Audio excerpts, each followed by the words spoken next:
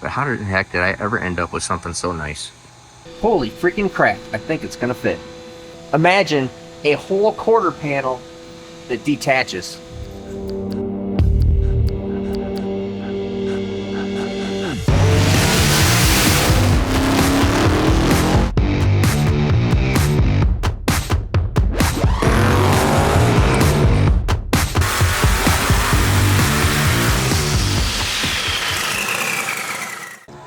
Hey everybody, I thought you might find this interesting.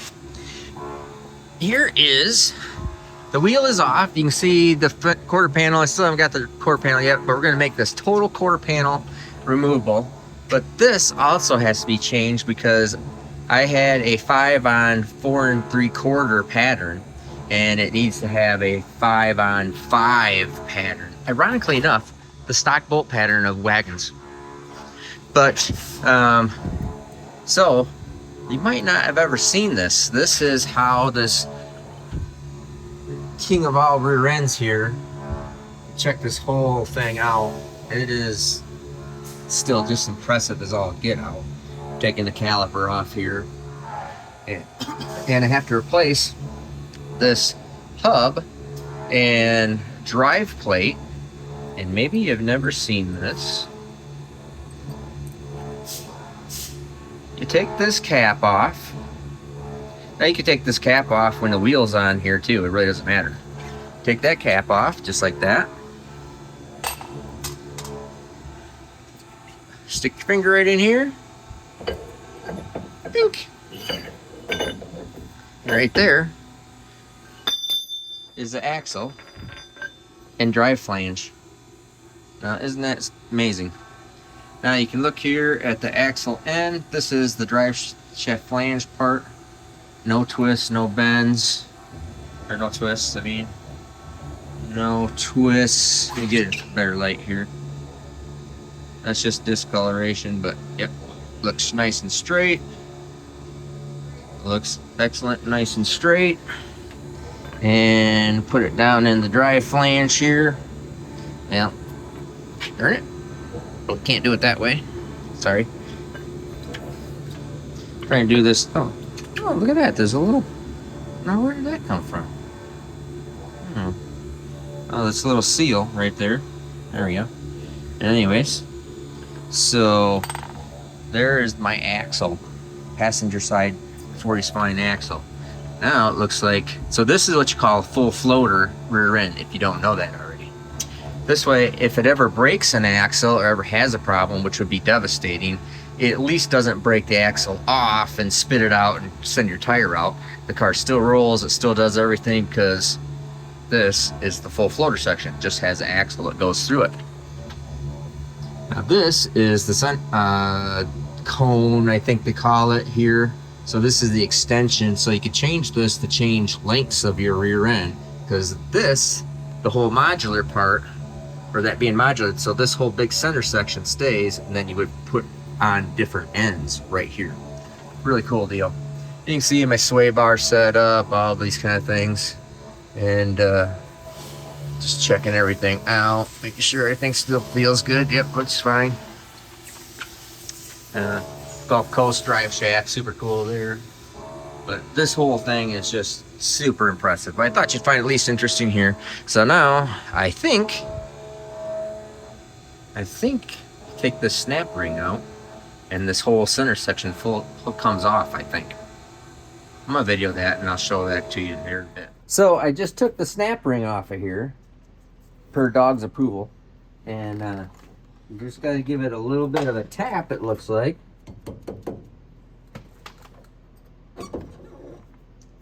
That bad boy comes off of there. And look at that. So you have these big, that is a heck of a bearing right here.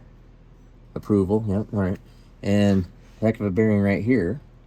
And so it stops right there. It is literally a full floater because it does not have any load anywhere on there. Well, shoot, that is pretty interesting. So I'll just, it's just a captured rollized bearing, and I really need to.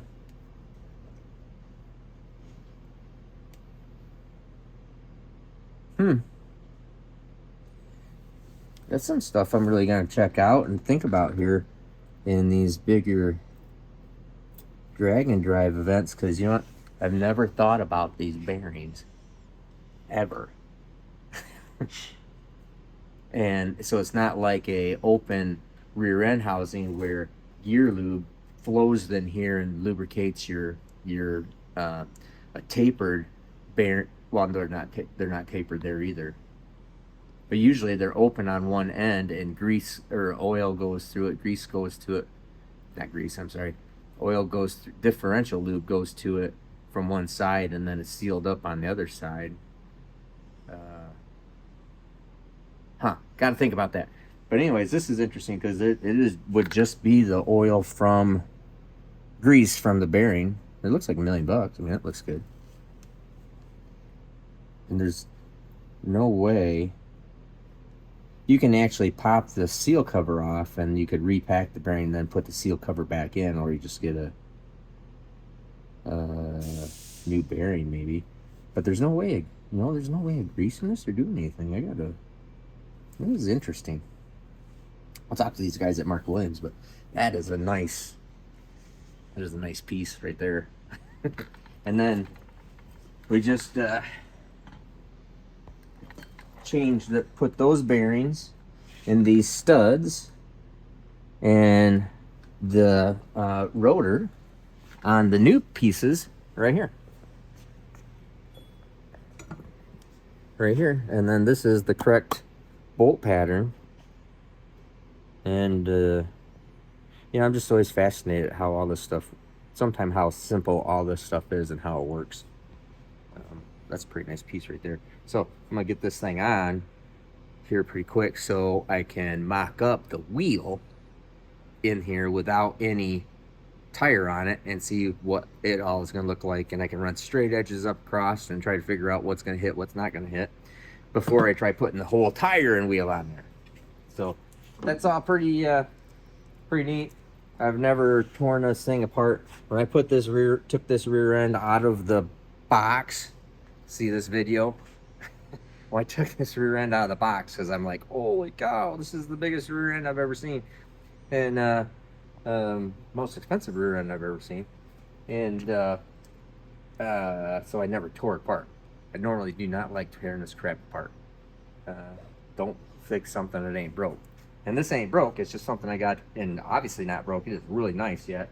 Yeah, it's just something that I have to change the stud pattern on, because it is smaller. My pattern was smaller. There you go. Yeah, that is the difference between 5 on 4 3/4 and 5 on 5. So anyways, pretty cool.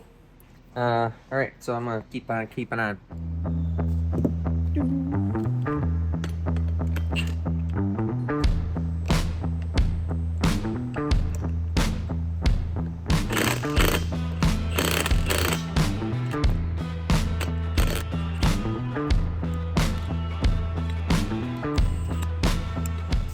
I am still really super impressed with how nice this stuff is. I'm not getting any sponsorship from Mark Williams. So me saying that, and I'll tell you, when things are, I'm only promote or even say nice things about stuff that I just use, because I want to use the best stuff possible. Double nut in the stud is a pain in the butt, but I'm going to show you, when you really look at this whole rear end, it is just this whole car. Sometimes I look at it and just think, wow. I'll show you that in a minute. So we got to take these studs out, put them in the new hub, and then I want to put this hub on. We'll pop the bearing out, which I don't think that's going to be too big a deal. Let's see here. Change the hat, which is just these, or I'm sorry, the rotor, which is pretty easy deal. These studs have oil on them already, so I'm not bothering to. You can see it right here that there's already oil in there.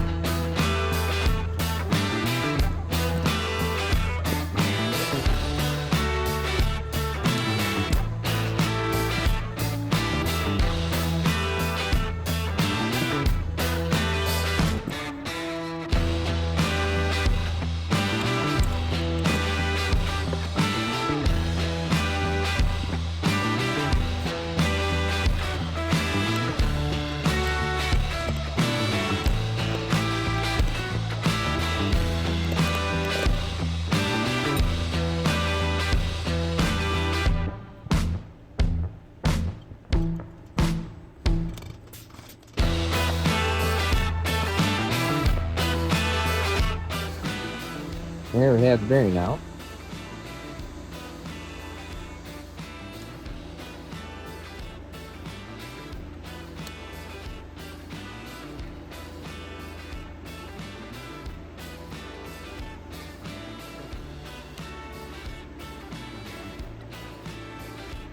Well, it actually looks really nice, but I think I'm just going to repack that with high temp grease.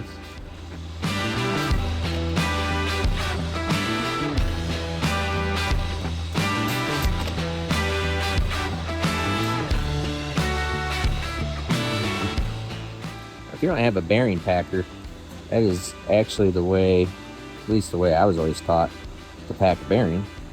Just use the palm of your hand and kind of like squish it in there. When it comes up against that part right there, it's squishing in and forcing its way into the bearing. Now, these little seals, as long as you don't mess them up, they literally just push right back in with your fingers. Just like that. Now that there is a freshly greased, nice bearing. I think I'm gonna need to stay up on these. I think that's gonna be something. There's some maintenance that I never really thought about, and that's a high temp, water resistant grease too. Same grease they use in a dyno.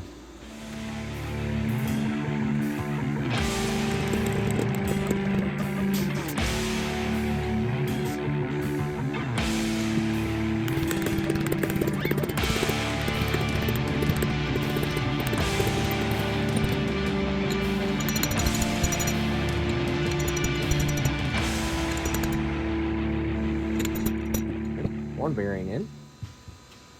This happens to be the register, so it drives the outside of it perfectly. And then that's all registered in nicely. Remember, the axle slides into this part here. Okay. Now I'm going to use this.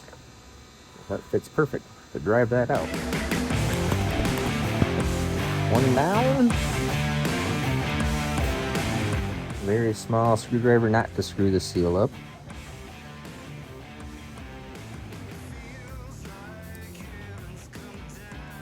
This bearing's in really good shape too. I mean, it still has grease in it. And clean. So I'll fill my hand up with grease here.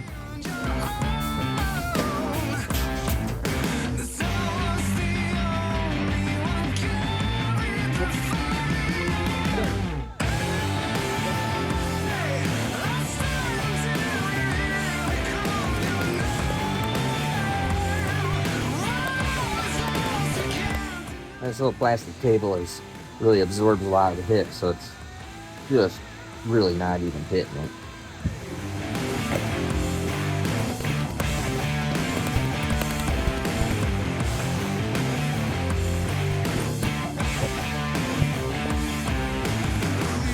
Alright, now I think I'll put the hatch on the rotor. Grab a socket for that.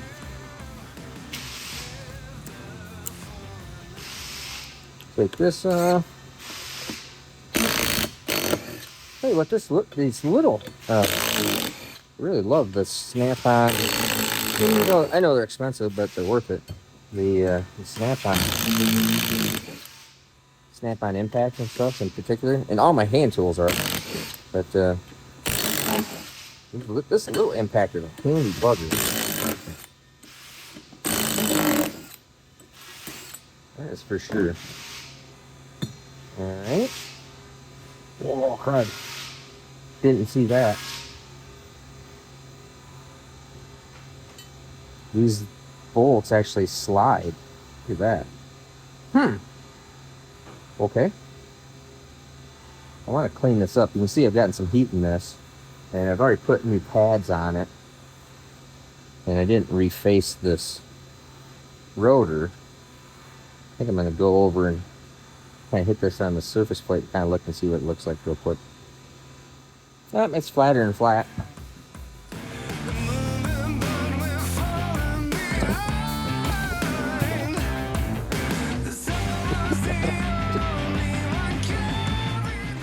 This does not go on like I thought it did.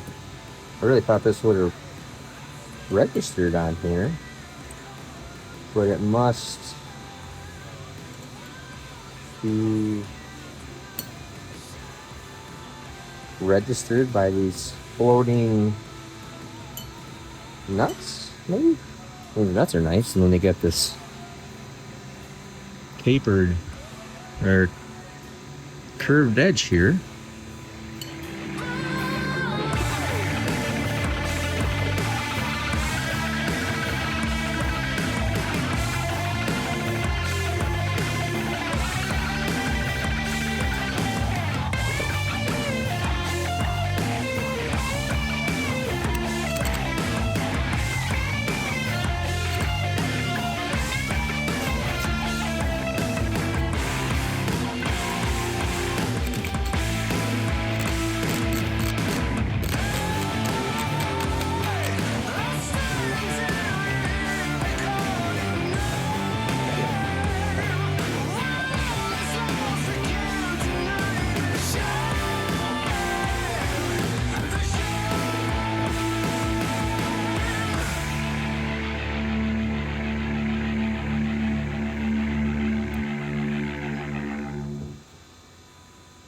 Damn, that is like perfect. Huh. Interesting. The way that kind of floats in there and then self-centered. That's pretty remarkable. All right. This thing is now ready to go back on.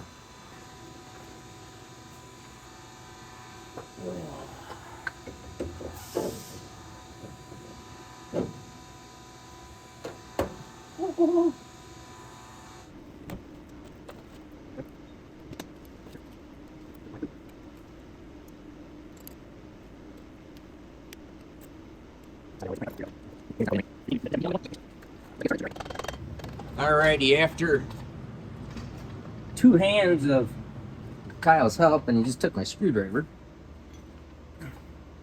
finally got it in there. Make sure that snap ring is in the groove, which it is. Yep.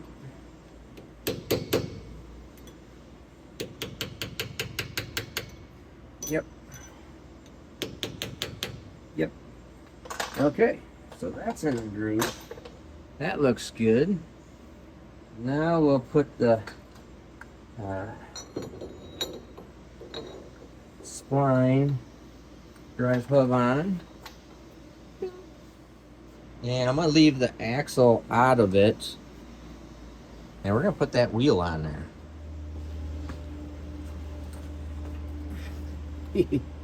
Oh, cow. Look at that. Good dang. All right. Now, put a couple nuts on it.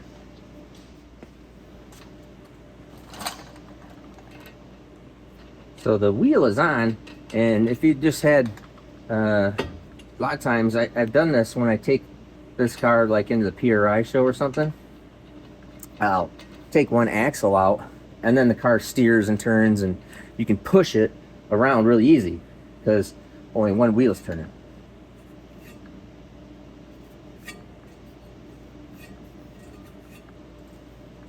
All right, so I'm going to grab me some kind of straight edge here and see what we're looking at.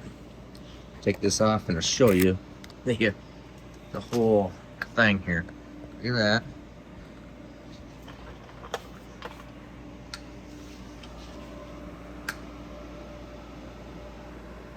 Get this.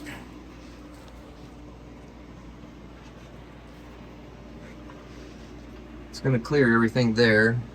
Caliper's really no problem. I mean, I'll put it on, but that shouldn't be any problem.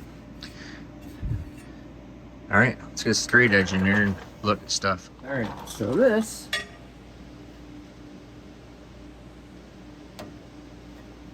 Let's see, how wide is this? This is. We'll make this 36 inches. We'll make this rod here. Oh, it's actually, yeah, 36 inches. All right, I changed my mind because I'll just, how darn it, can't put shit on there either. But I can figure out how far that way this needs to stick out past the wheel. And just for kicks and giggles sake, I'll go over here and I'll just reference this thing here, the bolt hole right there. That's just a down and dirty quick reference.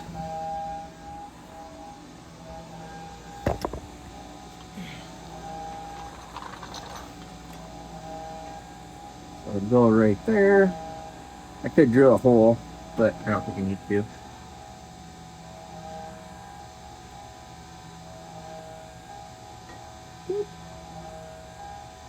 All right, hitting right there. Now that is that would be at that width, and it's always been really close right here in this corner. But actually, I mean, it's always been real close there. I think I'm gonna probably notch this little corner out a little bit more, just so I don't have to worry about that at all. But otherwise,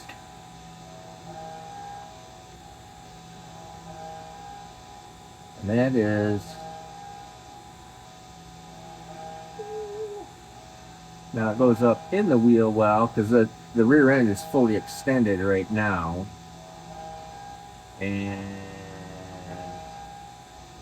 I think how I can do it.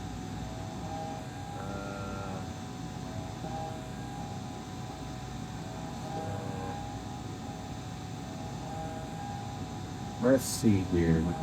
I think all I want to do is make sure you put the wheel on. You can kind of get a baseline on it before you even put the wheel and tire on. So I think I'll put the wheel and tire on here in a second.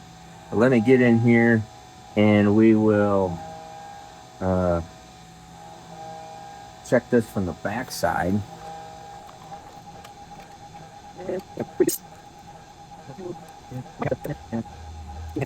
Might have to move my shock sensors over to the other side. This was not, or the sway bar here is not even full. 2 3/4. That's 1 1/4. I think that one's gonna fit. So 2 3/4. 1 1/4. Sorry, was not showing that. So I was just checking right here. So that's 1 1/4 to my shock, which is pretty close right there. This here is, that's impossible to hit, but this here is 2 1/2 actually. So 2 1/2. And then I think that from that P is, well, I got plenty of room, so that's from the bulge, which this would only get smaller. I think I still move my shock sensor, but I think it's gonna fit. Now I'm gonna move my shock sensor here just to the other side of the shock, which I can do, no problem. That gives me a little bit of room here. This is lots of room. This whole sway bar, anti-roll bar doesn't have any problem. But I'd show you this thing while we're here. And sometimes I'll zoom out. I'm looking at this stuff, and if you look at this drive shaft, let me try changing a light here.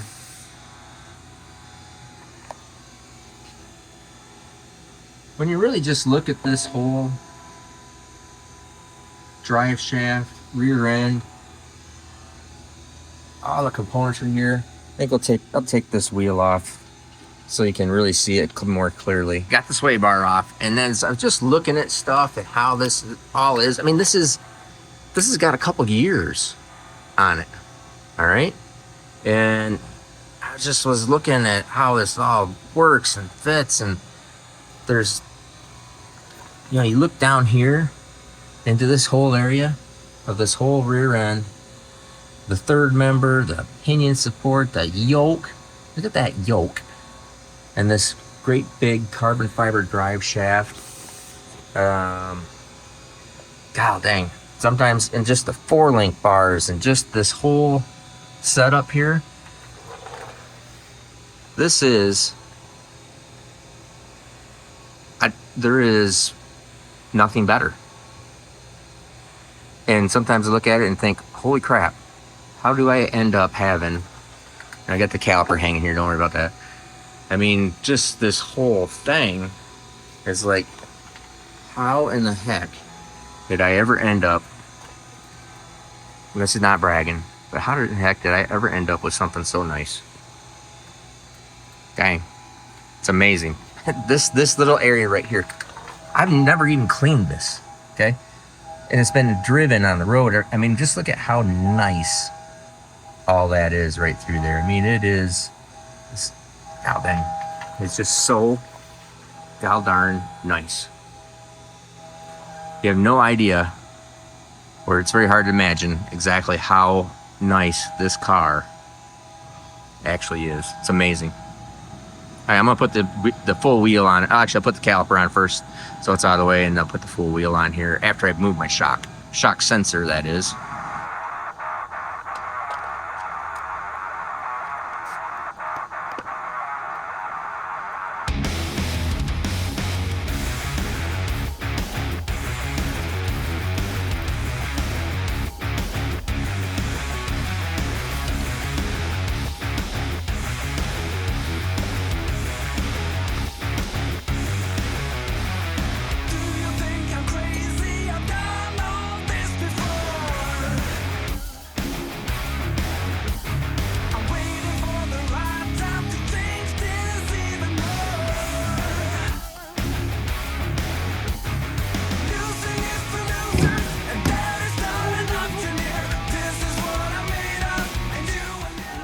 I'm going to have to cut this little notch out in my frame,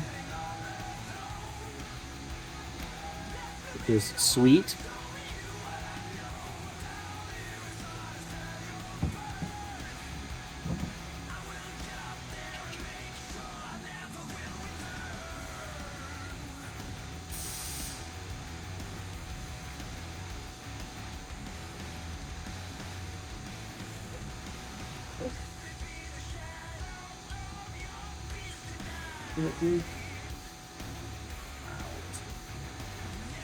Oh yeah, I forgot to put that little plate on. Hold on.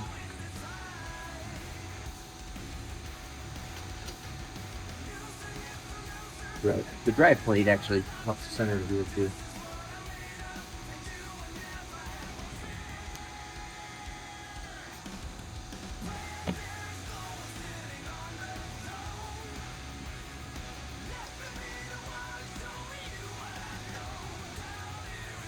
Shoot, that sucks because it sucks to put that back on. Oh well. Now this is actually quite a bit better because I used to have to deflate the tire and draw it into a triangle to get it to come off of the car. But now I get off the stool and do it the way we do it.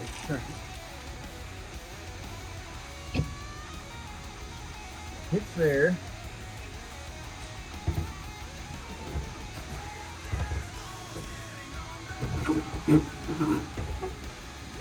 That is why.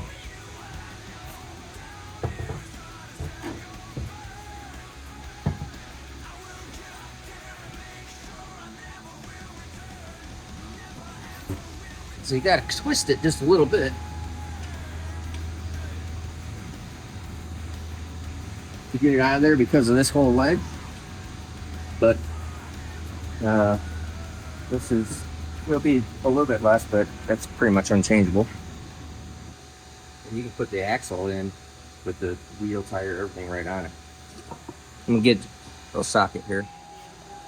Alrighty. So I gotta figure out my good method for getting the wheels and tires on. I had it all figured out with the other setup with it deflated. Oh, hope I had this wheel on the right way.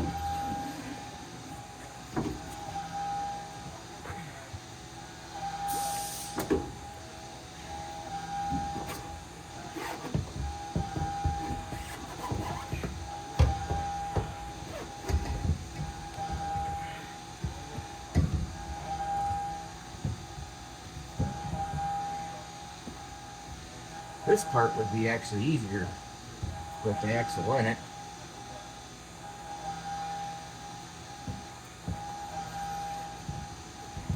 Because it wouldn't be turning. There we go. And yeah, I had the center on it, right? I think it did.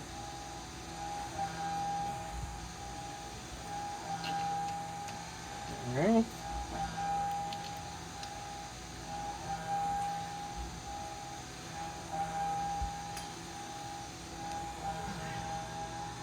There we go.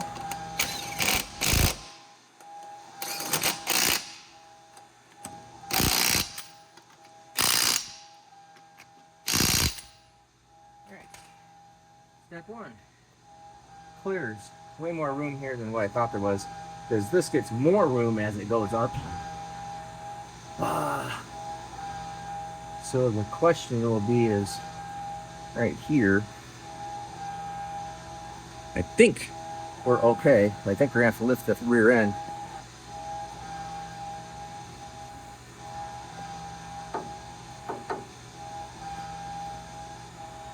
Yeah, that is all sorts of hitting right there. Okay. Well, we're just gonna have to lift it up.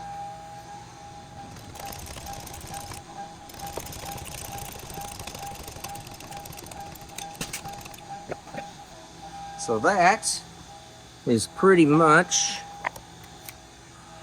ride height in the tire. Really interesting to see it with no wheel well on, or with no quarter panel on it. Crazy. That is. I do not think it can go up. I don't think it even can go up that high. Tons of room there. Not gonna mess with that. Tons of room there.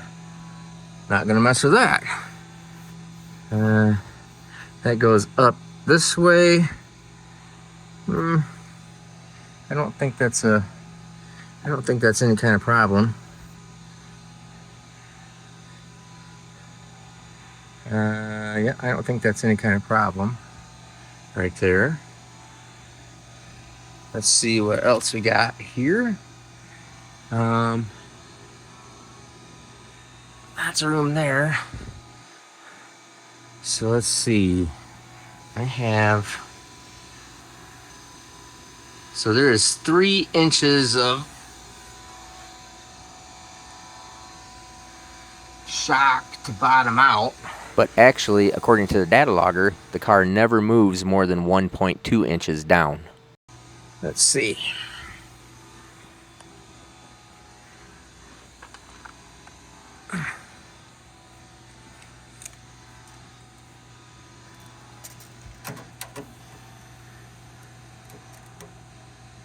Well, that would put it right at bottom out into there. So I think I'm just gonna make sure that I don't have any sharp edges or anything up in here. I think this is gonna fit. The car can't squat quite that much. Car tire grows and it gets skinnier, so that's no problem. So I don't think I'm gonna have a problem here. Now, let's get into down here. That all looks good.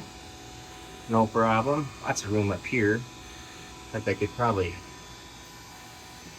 worst case scenario is I could probably move that's about as close as it gets. That's solid inch. I could definitely move it in 1.5 inches. I'm sorry, 1 inch at most. So if I had a 1/2 inch, I could do a 1/2 inch. That would be no big deal. All right. This is interesting. Let's see what it all looks like from behind. Now you'll see a kind of interesting deal there. All right, so this is kind of cool. That rear quarter off of there really changes your perspective of what's going on with the car. Isn't that kind of cool? I'll get this tire out of the way.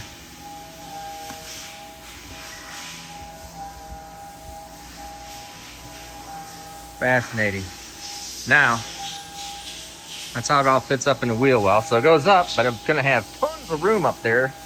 The tire does not, like I said, it can only go up 3 inches because it bottoms out the shock there. It's all clearing. Look at what the tire difference is from this perspective. I'm not sure if that comes up good. Tire.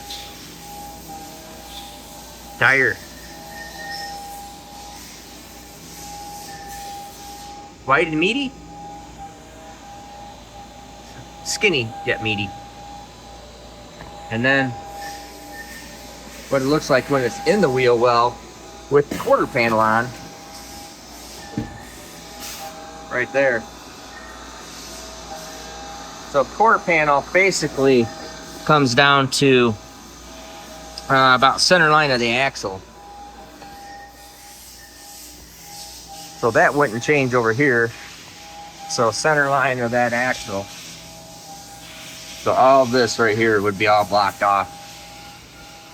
That is pretty darn cool. All right, I think we're all good. I think this thing's gonna fit, gonna work.